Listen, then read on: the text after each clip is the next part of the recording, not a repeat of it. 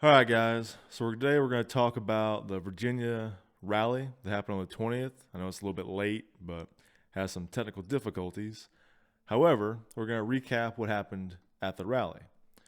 So the rally went great. It was awesome. A lot of people showed up, a lot of really good people. And when I say a lot of really good people, I mean a lot of people that were there for good reason, with good intention, not to be violent, not to cause trouble.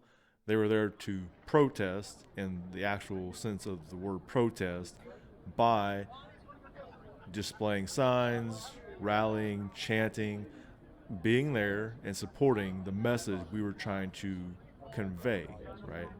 So it went really well. It was great. A lot of people were there. I'm gonna say around 40,000, give or take, middle estimate. I know some people didn't make it to the rally in time. Guns and Gear talked about a bus of people, and one of the guys asked where the rally was, like 1 o'clock, and it was over by then. People were trailing out at that point because the speaker spoke at 11. So there's God knows how many people didn't even make it to the rally. And then between the people inside the fence, outside the fence, immediately around the Capitol, and then out from there, however many streets or blocks away, there was a lot of people. So I'm going to guess 40,000. On top of that, the security that was there, and I say security, I mean the presence of law enforcement or other such government personnel. We saw some of the more armored, high speed kind of vehicles around. Uh, I'm not sure what they're really called, but the police's vehicles they had. And then we saw they were parked outside, like around the perimeter, so they weren't in plain sight, but you could see them if you walked around. And then next to that, they had a mass casualty evacuation bus and other vehicles for that. So that was kind of cool to know they have that on standby. They had drones, at least a drone that we saw. And we saw it landing and taking off and recharging. We saw the nests on top of the buildings where the people were keeping an eye on the crowd and us. And we saw a large-ish group of like 8 or 10 uh, cops just standing outside the fence next to the Capitol building. They were just hanging out the whole time. There's a couple of them out past the fence that they had set up down there with us, and then obviously scattered throughout. There were a bunch more, and probably a lot we didn't see. But then on top of it, they had like 3 odd helicopters flying around, circling, keeping an eye on things too. So that's about the extent of the security.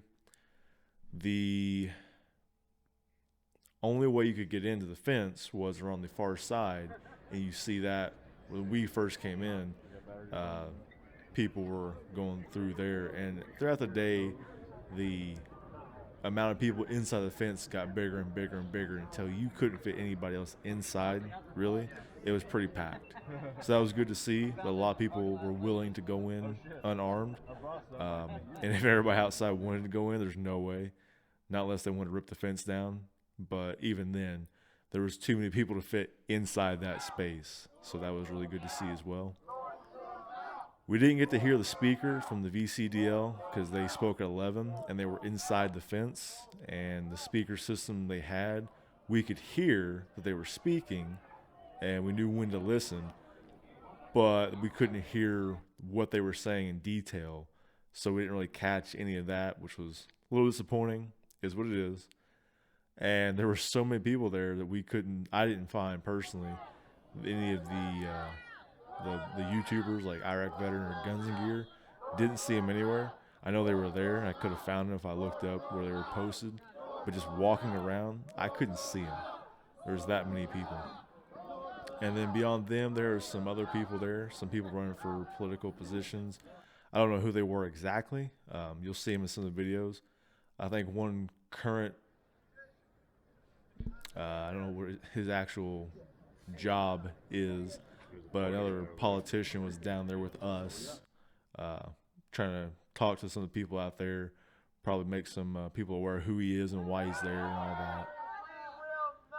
Then there were everybody else, and everybody else was the folks that went to protest. Among them, there were people who were not armed at all. There were people who were probably concealed carriers. There were people who were dressed relatively normal but had a rifle, so a step up from that. And then you had the people in full attire, full camouflage, everything, full plate carrier, full rifle, everything, the whole 9 yards. And most of those guys were part of groups, but there were definitely no shortage of those people there. Whoever they really were and what group they belonged to. There were several of those smaller groups we saw walking around. In terms of the rumors that you heard about Antifa or other security threats that Northam claimed, there was none of that. We saw none of that.